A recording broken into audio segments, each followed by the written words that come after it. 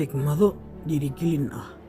Kow, qaado waqti aad wax qorshaysato, laakiin markii uu yimaado waqtigii waxqabadka, jooji fikirka oo ku dhaqaaq samayntiisa. 2, haddii aadan himlo lahayn, horumar ma gaaraysid. 3, guusha caadiyan waxa uu sabab ah nasiibka. 4, waxa jira 2 nuuc oo dadka ah: kuwa aan samayn karin waxa loo sheego, iyo kuwa aan aqoon waxa loo sheegaya maahinee wax kale. Nambarka 5, guushu waa macaan marka aad garanayso guuldarrada. Nambar 6, marka rabitaanka iyo xirfaddu wada shaqaynayaan ayaa la rajeeyaa shaqo qurux badan. Qodobkay ka heshay adi ahaan daawada.